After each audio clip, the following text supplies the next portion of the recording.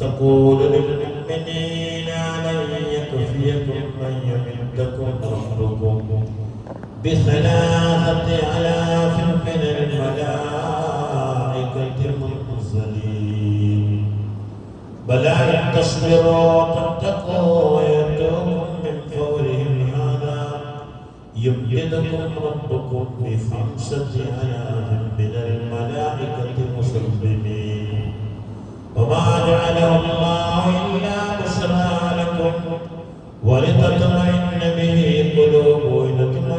قلوبكم به وما النصر إلا من عند الله العزيز الحميد. ആദ്യം അല്ലാഹു തആല ബദറിലേക്ക് 1000 മലക്കുകളെ ഇറക്കി. പിന്നെ പറഞ്ഞത് 3000 മലക്കുകളെ പിന്നെ കൂടെ പിന്നെ പറയുന്നത് 5000 മലക്കുകൾ ബദർ യുദ്ധത്തിൽ ഇറങ്ങിയിരുന്നു. അതിനൊക്കെ ആവശ്യമില്ല. ഒരു മലക്ക് പോലെ ഒരു മലക്ക് മതി. മുഖറബലല്ലാതെ ജിബ്രീലെങ്ങാൻ ഇറങ്ങിയാൽ അതല്ലേ ലൂത്ത് നബി അലൈഹിസ്സലാമിന്റെ നാടിനെ തന്നെ നശിപ്പിച്ചത് ജിബ്രീൽ ഒരു ചിറകിന്മേൽ എടുത്തുകൊണ്ടുപോയി. നാടും മൊത്തം നാട് എന്ന് പറഞ്ഞാൽ നമ്മൾ വിചാരിച്ച ഒരു പ്രദേശം, ഈ തളങ്കര പ്രദേശം മൊത്തം എന്ന് പറയുന്നത് ഇതിൻ്റെ അകത്തുള്ള കടലുകൾ, പുഴകൾ, കിണറുകൾ, പള്ളികൾ, ബിൽഡിങ്ങുകൾ, മനുഷ്യർ, മൃഗങ്ങൾ എല്ലാം ഇങ്ങനത്തെ തന്നെ പൊങ്ങിയാണ്ട് പോയിക്കുകയാണ്. ആരവിടെ? അങ്ങനെ എടുത്തോണ്ട് പോയിക്കുക. നമ്മളങ്ങനെ എന്തെടുത്താണുള്ളത് എന്നിങ്ങനെ പോകുന്നവരോട് എന്ത് ചെയ്തോ?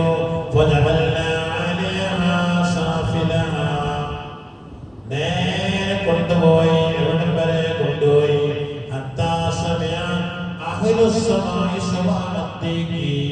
ഈ നാട്ടിൽ നിന്ന് കോഴി വരയുന്നത് ആകാശത്തിലുള്ളവർക്ക് കേൾക്കാൻ കഴിയും വിധം അത്രയും ഉയരത്തിലേക്ക് കൊണ്ടുപോയ നാടിനെ. എന്നിട്ട് ആ നാടിന്റെ മേൽഭാഗത്തിനെ അടിഭാഗമാക്കി മാറ്റി. നേരത്തെ എല്ലാം ഇത് ഖുർആനാണല്ലോ. ഈ കിതാബ് അങ്ങനെ കൊണ്ടുപോയി നേരെ തിരിച്ചെടുത്താട്ടപ്പെട്ടാൽ ഈ കടലാസയിൽപ്പെടും, ഈ എഴുത്തതിൽപ്പെടും എന്ന് പറഞ്ഞ ആളുകൾ, സമുദ്രങ്ങള്, അവിടെയാണ് ചാപകടലുള്ളത്. ചാപകടലൊക്കെ ആത്മഹത്യ ചെയ്യാൻ വേണ്ടി ചാടിയാല് അതിൽ ആത്മഹത്യ ചെയ്യാൻ കഴിയില്ല. കാരണം പുറത്ത് കൊണ്ടുപോകും. കാരണം അതിന്റെ അടിയാണ് മുകളിലുള്ളത്. അതൊക്കെ ലോകത്തുള്ള അത്ഭുതങ്ങൾ. ഒരു മരക്കലങ്ങൾ ചെയ്തത്. അപ്പൊ പിന്നെ എന്തിനാ ബദറിൽ ഇത്രയും തവണ മരക്കലർക്കത്? അത് അവർക്കുള്ള മഹത്വം കിട്ടാൻ വേണ്ടി. ജിബ്രീൽ ബദറിലേക്ക് ചോദിക്കുന്നുണ്ട്,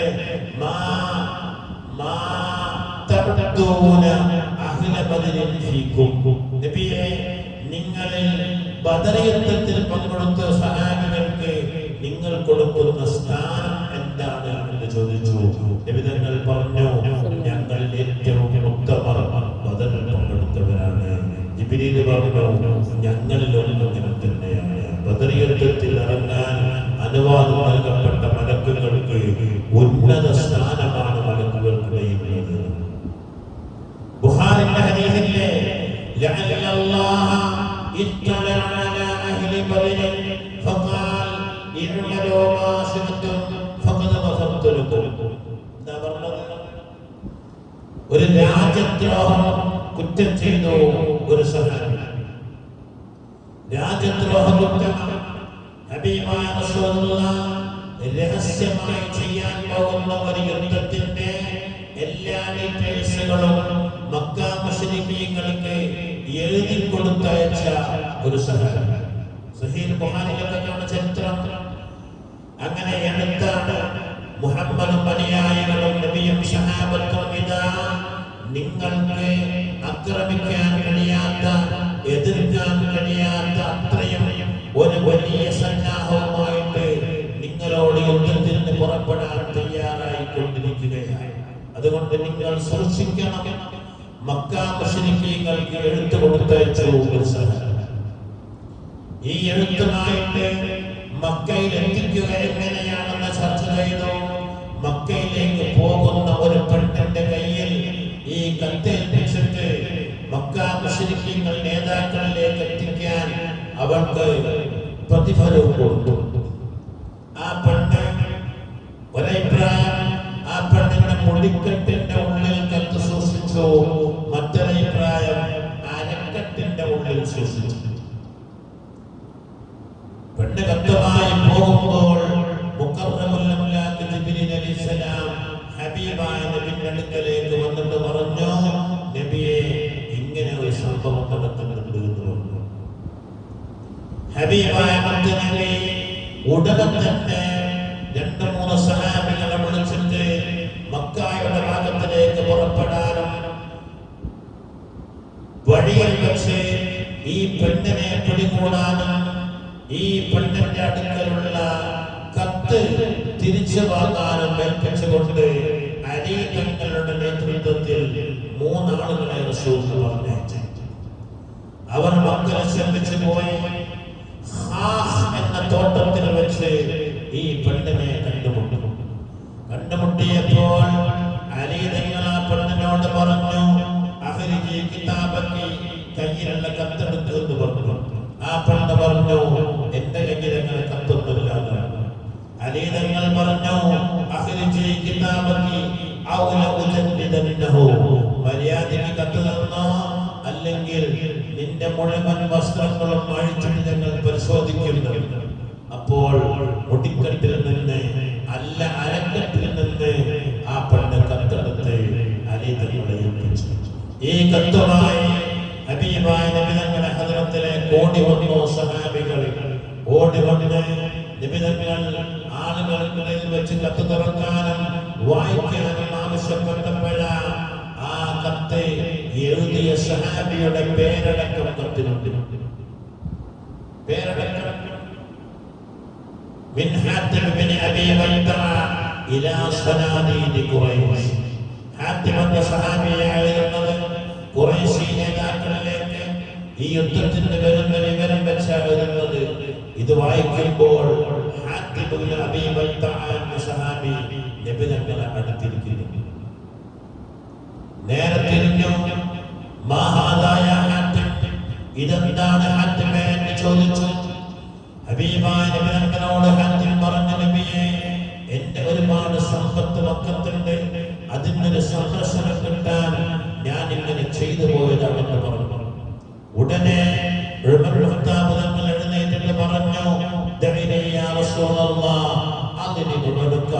എന്തിനാ എന്നെ കാത്തിരിക്കുന്നു നബിയെ, ഒരൊറ്റ സമ്മതം തരൂ, ഇവന്റെ പെരടി, ഈ മുനാഫിക്കിന്റെ പെരടി ഞാൻ കെട്ടട്ടെ എന്ന് ചോദിച്ചു.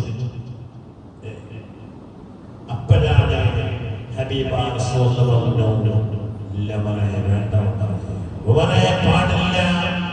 ഹാത്തിബ് ഇന്നഹു ശഹീദ ബദറ, ബദർ യുദ്ധത്തിൽ പങ്കെടുത്ത സഹാബിയാണ്. ബദരീകൾക്കുള്ള പ്രത്യേകത എന്താ? ലഅല്ലല്ലാഹ ഇത്തലഅ അലാ അഹ്ലി ബദർ, ബദർ യുദ്ധത്തിൽ പങ്കെടുത്ത സഹാബികളിലേക്ക് അല്ലാഹു തആല പ്രത്യക്ഷപ്പെട്ടു. എന്നിട്ട് ഫഖാൽ, അവരോട് പറഞ്ഞു, ഇഅ്മലൂ മാ ശിഅ്തും, നിങ്ങൾ ദുനിയാവിൽ ഇഷ്ടം പോലെ ജീവിച്ചോളി, ഫഖദ് ഗഫർതു ലക്കും, നിങ്ങൾ ചെയ്യുന്നതെല്ലാം ഞാൻ മാപ്പ് ചെയ്തു തന്നിരിക്കുന്നു.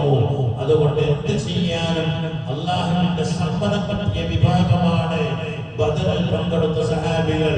അതുകൊണ്ട് ഹാത്തിമിനെ ഒന്നും ചെയ്യാൻ പാടില്ല എന്ന് പറഞ്ഞിട്ട് ബദരീകളെ മഹത്വമാണ്. നമ്മളോട് ഒരു ദിവസം അവരോട് ചെയ്തോളെ, എന്ത് ചെയ്താലും പുറത്തു തന്നിരിക്കുന്നു. അവർക്ക് എങ്ങനെ ജീവിക്കാം? നമുക്ക് ജീവിക്കുന്നത് പറഞ്ഞിങ്ങനെ ജീവിക്കുന്നവരാണ്. നിങ്ങൾ കള്ളും കുടിച്ച് വിചാരിച്ച് ഒരാഴ്ച നിങ്ങൾ എന്ത് ചെയ്താലും കുറ്റമില്ല എന്ന് പറഞ്ഞാല് നാട് പൊട്ടിച്ചോറാണ്. അതാണ് ബദരീകൾ. അത്രയും സ്നാനമാണ് ബദരീകൾക്ക്. അല്ലാഹുവിന്റെ അടുക്കലുള്ളത് അവരൊക്കെ സ്വർഗ്ഗത്തിൽ ഫീ ഹവാസിരി തൈരിൻ ഖുദരിൻ, അങ്ങനെയാണ് ഒരു പച്ചവർണ്ണത്തിലുള്ള പക്ഷികളുടെ മേടകളിലാണ് ശുഹദാഇന്റെ ആത്മാക്കളുള്ളത്. യതീറൂന ഫിൽ ജന്നതി ഹൈസു യശാഊന, അവർ സ്വർഗ്ഗത്തിലൂടെ ഇഷ്ടമുള്ള സ്ഥലങ്ങളിലൂടെ അവർ പാറി പാറി കളിക്കുന്നവരാകുന്നു. സ്വർഗ്ഗത്തിലെങ്ങനെ പാറി പാറി കളിക്കുക. ولا تحسبن الذين قتلوا في سبيل الله أمواتا بل أحياء عند ربهم يرزقون فرحين بما آتاهم الله من فضله ويستبشرون بالذين لم يلحقوا بهم من خلفهم. അല്ലാഹുവിന്റെ മാർഗ്ഗത്തിൽ യുദ്ധം ചെയ്ത് കൊല്ലപ്പെട്ടവർ വലാ തഹ്സബന്ന, നിങ്ങൾ വിചാരിക്കരുത് അവർ മരണപ്പെട്ടു പോയി എന്നാരും വിചാരിക്കണ്ട. ബൽ അഹ്യാഉൽ ഇൻദ റബ്ബിഹിം യുർസഖൂന, അവർ അല്ലാഹുവിന്റെ അടുക്കൽ ജീവിച്ചിരിക്കുന്നവരാണ്. ഭക്ഷണം പോലും അവർക്ക് നൽകപ്പെടുന്നു. അവർ ശരിയായ രീതിയിൽ നിൽക്കുന്നവരാണ്. ഭക്ഷണം കഴിക്കുന്നവർ. അപ്പൊ ആരൊക്കെ വേറെ ആയത്തിൽ നിന്ന് വലാ തഖൂലൂ ലിമൻ യുഖ്തലു ഫീ സബീലില്ലാഹി അമ്വാതാ ബൽ അഹ്യാഉൻ വലാകിൻ ലാ തശ്കുറൂൻ. വലാ തഖൂലൂ, നിങ്ങൾ പറയാൻ പാടില്ല ലിമൻ യുഖ്തലു ഫീ സബീലില്ലാഹ്, അല്ലാഹുവിന്റെ മാർഗ്ഗത്തിൽ കൊല്ലപ്പെട്ടു പോയ ശുഹദാഇനെ കുറിച്ച് നിങ്ങൾ പറയരുത്. അവർ മരണപ്പെട്ടു എന്ന് പറയരുത്. ബൽ അഹ്യാഉൻ, അവർ ജീവിച്ചിരിക്കുന്നവരാണ്. വലാകിൻ ലാ തശ്ഉറൂന, പക്ഷെ നിങ്ങൾക്കറിയില്ല എന്ന് മാത്രം. ആ ആയത്തിന്റെ തഫ്സീറിൽ പല തഫ്സീറിന്റെ കിതാബുകളിൽ എഴുതിയ കൂട്ടത്തിൽ അവർ സ്വർഗ്ഗത്തിലൂടെയും ദുനിയാവിലൂടെയും അവരുദ്ദേശിച്ച സ്ഥലങ്ങളിലൂടെയെല്ലാം അവർ പാറിക്കളിക്കുന്നു എന്നും അവർ അവരെ ഇഷ്ടപ്പെടുന്നവരെ, അവരെ സ്നേഹിക്കുന്നവരെ സഹായിക്കുകയും ചെയ്യുന്നു എന്ന് പോലും ബദരീങ്ങൾ നമ്മളൊക്കെ സഹായിക്കോ എന്നല്ലേ. ഉസ്കുഫത്തുൽ ബാബിൽ ബദരീങ്ങളെ പേരെഴുതി തൂക്കിയതിനല്ലേ ഹജ്ജിന് പോകുമ്പോൾ ബദർ മൗലദിൽ കണ്ടില്ലേ? ഹജ്ജിന് പോകുമ്പോൾ സമ്പത്ത് മുഴുവൻ വീടിന്റെ ഉള്ളിൽ വെച്ച് പോയ വീട്ടുകാരൻ വീടിന്റെ ഉസ്കുഫത്തുൽ ബാബിൽ അഥവാ വാതിലിന്റെ മുകളിൽ ബദരീങ്ങളെ പേരെഴുതി തൂക്കിയിട്ടാണ്. ആ വീട്ടിലാണ് കള്ളന്മാർ വന്നത്. കള്ളന്മാർ വന്ന് അവർ വീട് തുറക്കാൻ നോക്കിയപ്പോ മുകളിൽ നിന്ന് സമയോ അവർ കേട്ടു ശബ്ദം.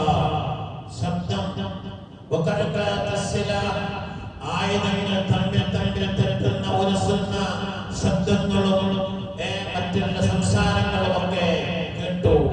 അവർ തിരിച്ചുപോയി. പിറ്റേ ദിവസവും വന്നു, അന്നും കേട്ടു, തിരിച്ചുപോയി. പിറ്റേ ദിവസവും വന്നു, അന്നും ശബ്ദം കേട്ടു, തിരിച്ചുപോയി. ഇത് പോയ ഉടമസ്ഥൻ തിരിച്ചു വന്നതിന് ശേഷം ഈ കള്ളന്മാർ അവിടെ ചോദിച്ചു, ഇവിടെ എന്താ സംഭവം? ഇവിടെ കളരി പഠിപ്പിക്കുന്നു, കരാട്ട പഠിപ്പിക്കുന്നു. അവർ പറഞ്ഞ ഞാനൊന്നും ചെയ്തിട്ടില്ല ഇവിടെ.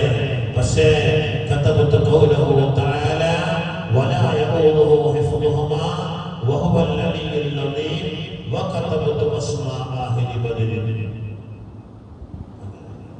ബദരീകളെ പേര് എഴുതി വെച്ചു. ഈ ആയത്തിന്റെ ഒരു ഭാഗം എഴുതി വെച്ചു. അതെന്താണ് നമ്മൾ അത് തന്നെ ബദരീകൾ അവരെ സഹായിച്ചു. അങ്ങനെ സഹായിച്ച ഒരുപാട് കഥകൾ ബദർ പോലെ തന്നെ പറയുന്നുണ്ട്. കാട്ടിലൂടെ ആര് വന്നാലും പിടിക്കപ്പെടുന്ന കാട്ടിലൂടെ ഒരു കച്ചവടക്കാരനും ഒരടിമയും മാത്രം സർവസന്നാഹങ്ങളും സർബത്തുമായിട്ട് പോരുമ്പോഴും ഒരു കള്ളന്മാർക്ക് പോലും അവർ പറഞ്ഞില്ല, ബദരീങ്ങളെ പേര് ചരിച്ചു കൊണ്ടുപോകുന്നു. ബദരീങ്ങളെ പേര് പറഞ്ഞു കൊണ്ടുപോകുന്നു. അതുകൊണ്ട് അസ്ഹാബുൽ ബദറിനെ ഏറ്റവും ഓർമ്മിക്കുന്ന സ്മരിക്കുന്ന മാസം കൂടിയാണ് പരിശുദ്ധമായ റമളാൻ. നമ്മുടെ ഇന്നലെ വൈകുന്നേരം മൗലിദ് ഓതി. അവസാനത്തെ ഹദീസിൽ എന്താണുള്ളത്? ذكر الشيخ الداراني اليدواني على أنه سمع من مشايخ الحديث أن الدعاء مستجاب لمدرك أسماء أهل بدر. أسماء أهل بدر من പറഞ്ഞുകൊണ്ട് ആരെങ്കിലും ദുആ ചെയ്താൽ ആ ദുആ സ്വീകരിക്കപ്പെടുമെന്നും വഖാല മുജറബുൽ, അത് മുജറബാണ് എന്നും ലം യഹ്സിൽ അലാ ഇന്ന ഒരുപാട് ഔലിയാക്കൾ ലം യഹ്സിൽ ലഹുൽ വിലായത്തു ഇല്ലാ ബിഖിറാഅത്തി അസ്മാഇഹിം വതവസ്സുൽ ബിഹിം. ഔലിയാക്കൾക്ക് പോലും ഔലിയായുടെ സ്ഥാനത്തേക്ക് എത്താൻ ബദരീകളെ കുറിച്ച് പറയുകയും അവരുടെ പേരുകൾ ഉച്ചരിച്ചുകൊണ്ട് തവസ്സുൽ ചെയ്ത് ദുആ ചെയ്യുകയും ചെയ്തിട്ടാണ് ആ ചില മഹാന്മാരായ ഔലിയാക്കൾ ഔലിയാവിന്റെ പദവിയിലേക്ക് വരെ എത്തിയത് എന്ന് മഹാന്മാർ എഴുതി വെച്ചിട്ടുണ്ട്. അപ്പോഴാണ് നമ്മൾ ബദരീകളെ വിളിച്ചാൽ ഒരു വട്ടം വിളിച്ചാൽ 4 വട്ടം മുശ്രിക്കായി പോകുന്നു എന്ന് കേൾക്കാൻ. ഒരു വട്ടം വിളിച്ചാൽ 4 വട്ടം മുശ്രിക്കുന്നു. ബദരീകളെ ഒന്ന് വിളിച്ചാൽ 4 വട്ടം മുശ്രിക്കായി പോകും. അതാണ് മുജാഹിദിന്റെ മാറ്റവും